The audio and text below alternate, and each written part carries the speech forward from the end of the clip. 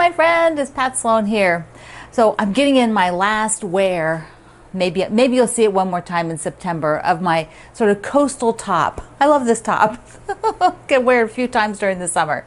Gotta get one more in. All right, today we are on day 2 of the Wiener Dog. There it is. This is a pattern by Stacy Itsu. Yesterday I did the head, and then I did work forward a little bit and did some cutting. So what I'm going to do is get the other camera and show you that, and we'll just sort of analyze it. Then we'll go on to finishing the rump part and working on starting the body. That's the fun part, the body. So here's what we did yesterday. It's got the whole face done, and then there's some other parts here to get the body. I also had the feet, right? Had the feet done. And see, the feet are on here and then down here. Now this part is really, it's just the rump with the, sew and flip. There's the foot, the bottom foot, the back foot. And then this little bit is the tip of the tail. And so we're going to talk about the tail unit. But let me just show you there's other, and then I'm going to cut this piece and just talk about cutting sort of these big awkward pieces. So I've got all these sashes cut. There are 4 of the smaller size, 1, 2, 3, 4. So when you're looking at the directions, you'll have 2 here, and then they'll end up being 2 on the bottom of here. And then in between the body parts are these 2 wider sashings. So there are 4, because that's not terribly clear. You have to hunt through the pattern just so it's in the cutting part. But like I showed you, I'm mostly using my shapes from the write-up of each section, so that's working best for me and how to think about it. So let's go to the other side of the table and do the tail unit.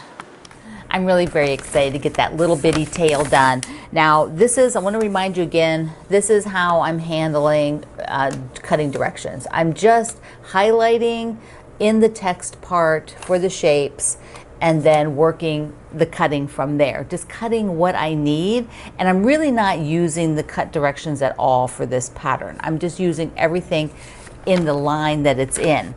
Now for the tail, I found it easy to just follow the cutting and lay them out so that there will be, and I'm going to do this, I'm going to show you, because you can audition to be sure you're on the right track. If you're on a design board like this, they're foam, and so you can just do a kind of sew and flip here and test all your shapes. This is always a great way for sew and flips. Let me just maybe get the pins a little closer, Pat. This is always a great way to just see what's going on. Be sure that you have it laid out right. Be sure it's in the right position, because I've already had to not take it apart. That's the word. Take it apart when I was on the wrong position. And a couple of these are pretty tiny, but not that bad. Just a couple that are tiny like that. And then there's that little one you saw, that little sew and flip that's out here. And so here is the tail. You can see the tail. It goes out from the body and then wraps to that little tip and hits. And so this is what I'm going to be sewing. So I'm going to sew it in a minute. But before I do that, since I'm on the back side of the table, let me get this bigger piece that's down at the back side of the, I think I pointed to the wrong area when I was on video. It's over here. This is the piece we're going to cut. So we're going to pull that out. The other thing to just make note as you're looking at every cut directions, because there are a lot of them that are a 1/4 or no fraction, like 12 1/4 by 22. So it's not, they're a little bit different than just your normal 2 1/2, 3 1/2, whatever, 6 1/2. So look at that carefully, because if you are cutting it at a half instead of the 1/4 that is needed, the pieces will be too big. I am using the Harmony wide back, my Harmony wide back. So it's a big, it's a big piece of fabric because they're really wide, and so I just cut a chunk off of what I have to work with. Now there is like a pretty nice crease on here, so I think I'm going to go ahead and press that out. I am using the Harmony wide back, my Harmony wide back. So it's a big, you know, it's a big piece of fabric because they're really, this particular piece is as long as the ruler, but it is much wider. And so what I find is a little bit easier just to cut myself a rough chunk and then trim it down. You know, unless you are being really frugal with your fabric, then of course you don't probably want to do that. And so I need to cut this, I need to cut my piece up here, about at this area across. And so I am just going to do the ruler up here so that it's, I get the whole thing across, and then I have a little bit smaller piece to work with. And so there is no, I don't have a ruler that is this exact, that can do it with one ruler. I don't have one that's wide enough and long enough for this. So I am going to do the length. I'm going to fix the length, and then I will get my square ruler and go ahead and do the other side. So the length I know is the width is the length of this ruler. So I just need to get a nice, I want to get a nice even cut on one end like this so that it's straight, nice straight on that end. And then I'll flip that to the other side. And now I can do one of two things. I could go ahead and just use this ruler and scoot it along for this width, and that's what I'm going to do. So I'm going to just keep it out at that far edge, and it's not the width it should be. It's wider, so I have to trim that down second. So now I can just go along, be sure I'm on the edge out there, stay on the edge, cut a little bit more, and then slide it all the way up. And at this point, when I slide up, I don't have a straight grain over there. You know, I don't have a straight edge over there, so you can see. Well, you can't. There, you can see. So I'm not worried about that because I haven't trimmed this part yet. So we'll go ahead like this. So now the whole thing is as wide as it should be, and I need to do the other direction, but I have to get the other ruler. I forgot to get it. First, I want to make one straight edge. So I have the length, so I just need to make remember I said just need to slide a little bit, that I already have the right length here. So now I have this straight edge. So I will get my big square ruler, and I can do the last cut. Where did I put it? I can do the last cut. And this is one of those where it's 1/4 of an inch. So double check everything you're doing so that you're on the right measurement. Okay, so now I just have, you can see here, just that little bit to trim because I sort of chunked it away like I mentioned, and now I don't have really that much I have to trim off. And I just have to slide it a little bit, slide the ruler a little bit, making sure I'm staying on the line out there. Okay, there we go. So now I have the whole thing, and these rulers are indispensable. If you have not gotten yourself one yet, get these 20.5-inch rulers. They are awesome. So I have it linked in the description box for those of you who need one, and you all do. Okay. Let me go put this guy, what I'm going to do is let me go sew the tail and stick this piece up in position so then we can see the tail and the last section, and then go on to the body part. There is a correction before you sew any of these. This piece here is too big, this square. It should be the same size as this square so that they meet up. So the same size as the square above it, which is 1/4 inch smaller, because if I have these and I sew my 1/4 inch, they're going to be off. They're just not going to match. The angle at the top is a totally different angle. It's taking the elongation, and so that actually works. But at the bottom, it's a different join. It's a V join. See down here, it's a V. And so it has to be the same size in order to match. So that's one correction. That is on Stacy's website. So here it is sewn, and then I realized that I made this one too wide. I did what I just said a little while ago. Instead of doing it on a 1/4 inch, I did it on a 1/2 inch. So I have to trim it across. So luckily, that's a really easy fix.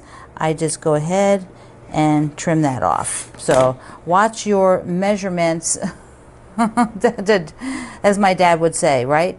Do as I say, not as I do. So so now it's fixed. So there is the little tail, and we'll go over and look at it on the wall. Here's the cute little tail, and it goes here. So I've got these all positioned about in the right place. So there is a little strip you'll see here behind the rump. Then the leg ends up meeting up right where this intersection is, and then the tail, the little bend in the tail. And so this is this striped body. This is the striped body. And so we're going to go ahead and look at organizing now all the stripes and have a plan so that it doesn't look so contrived. You know, I want it scrappy, you know, like random. There's the word. That's the word I'm looking for, random. Now it's on to organizing. So we have the whole body to do of the strips from the jelly roll. And of course, if you don't have a jelly roll, you can just cut your own strips to match. And so I am using Stacy's fabric. She is such a great designer. So such pretty fabric. So this is a children's line, which is so fun. It's very whimsical. It's got letters, it's got like toy things like beads, and got critters, lots of critters. So it is, and there's a puzzle, there's more critters, so this is kind of fun.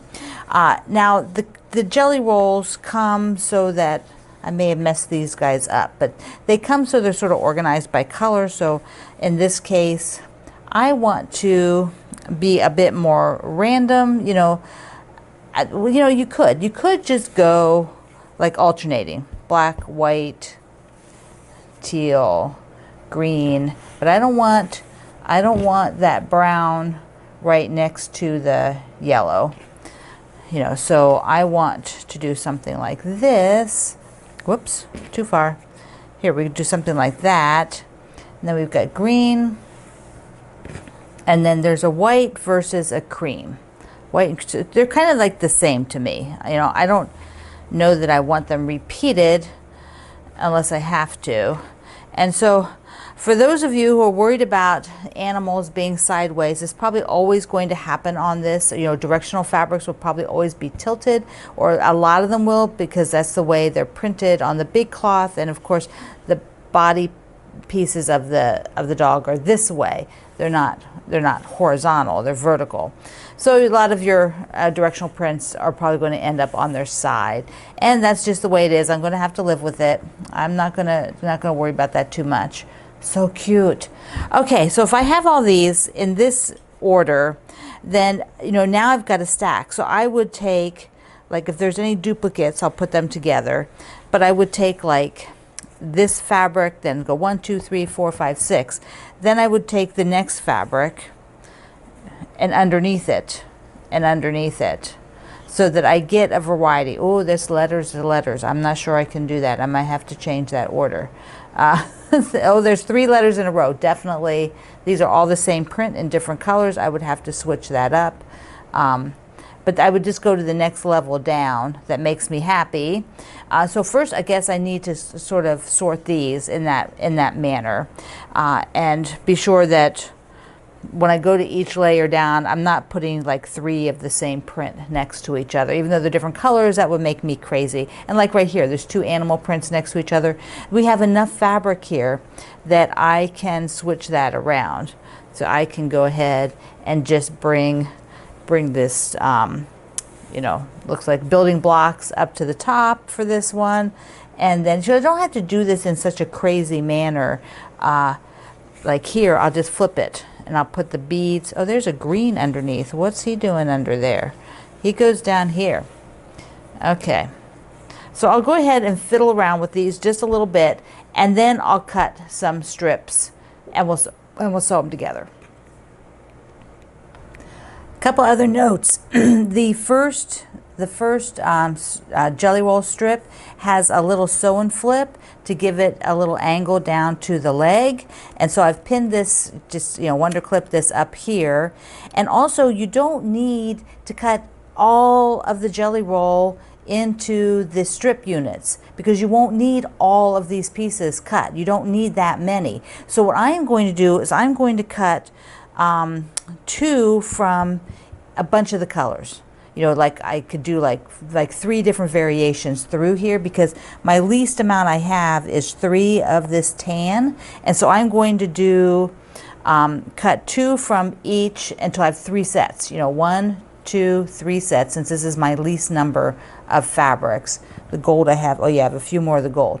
So I'll do 3 sets and then start sewing for the body and the tail end, the two parts, the bottom and the tail end, and I'll sew those and then we'll come back. So I wanted to do this one right away so that I didn't forget. So here you can see the little sew and flip will bridge the neck down to the body, and at the base here it'll connect this part of the neck down to the foot, and then the rest are just lovely stripes. And then we'll do 3 more lovely stripes, but today I'm doing this one and this one, so I'm going to finish sewing. So I wanted to do this one right away so that I didn't forget. When trimming off the selvage, be careful because when the jelly rolls, one selvage is often wider than the other. Do you see that? And so that wider one is hidden underneath, and if I think I have it, I may not. So it's really better to flip it this way, otherwise you end up with what I just did here. See, I didn't catch it, and so this is probably a little too wide for me, so I will just put this in the 2.5 inch bin, and then now I will trim it where I can see the wider side so I don't do it again. Another thing I do when I'm cutting a lot of things, not just jelly rolls, but I do not, if I'm just doing the subcut, I'm just trying to get this down at this end, the length that I need, and so I'm cutting here. I'm not cutting the length at all. I'm just chopping this end. I want to keep it so that this doesn't like warp maybe and shove any. So I will, instead of taking the top edge along the top edge of the patchwork, I slide the ruler up and use a line that's in there, like, this is happen to be the 1/4 inch line. It could be any line. I could do it on the 1 inch line, and that just makes the whole ruler on top of the shape. I think it keeps it from sliding, keeps it from shape from warping any, and then I will go and do my cut. I have the first group cut, and before I will sew them, I just wanted to put them up there and look back and see, because I debated about taking the whites out, but I think I'm going to go ahead and leave them in. But I am a little bit picky because this is a scenery, which of course is on its side. Same with these guys. I'm going to go with it. But I didn't like how this is a big print, and so in a 2.5 inch strip, it gets chopped up a bit. And I really didn't want vulture in there. And on this one, most of the word zebra would be done, so you'd just be the top of the head and some feet, and I thought I don't really want that one either. This one, well, I'm not sure. Do I really want the crotch of that animal? I don't know. I like the turtle, but I'm like not sure about that part, so I think I'm going to go, I may just leave this piece out and go cut a different one for up here. I have the first group cut, and before I will sew them, I just wanted to put them up there and look back and see, because I debated about taking the whites out, but I think I'm going to go ahead and leave them in. But I am a little bit picky because this is a scenery, which of course is on its side. Same with these guys. I'm going to go with it. But I didn't like how this is a big print, and so in a 2.5 inch strip, it gets chopped up a bit, and I really didn't want vulture in there. And on this one, most of the word zebra would be done, so you'd just be the top of the head and some feet, and I thought I don't really want that one either. This one, well, I'm not sure. Do I really want the crotch of that animal? I don't know. I like the turtle, but I'm like not sure about that part, so I think I'm going to go, I may just leave this piece out and go cut a different one for up here. Okay, so I found one there. It's got the turtle and the lizard, so that's super cute. Okay, alrighty, keeping it super cute. These ones I will just pick up, cut into 2.5-inch squares and put into my lights because they will work out fine there. Okay, so I found one there. It's got its turtle and the lizard, so that's super cute. Okay, alrighty, keeping it super cute. These ones I will just... Here we go, here we go. It is so cute. It is so cute. I don't think I told you yesterday that we used to have dogs. Greg and I had dogs. We did not have dachshunds, but I had a chocolate lab. So I love doing a little chocolate face like this for my chocolate lab. And then we had a mutt who was a little bit, you know, longer hair, black, border collie-ish looking, you know, so, but he was a farm dog that, you know, came from many breeds. He was a mutt. So there we go. It's kind of a tribute to my dogs to be doing this. Though let me just, okay, let's just look at them with the other camera. There are the two parts, top and bottom. Then there's 3 rows in between. Oh, it's so stinking cute. Just look at it. So darling. Love the fabrics. Love leaving the white in there. It just gives it a little pop. And now tomorrow, which will be Wednesday, Thursday, Friday, we'll have 3 rows, or do at least, I don't know. We'll be sewing on it. We'll be sewing on it.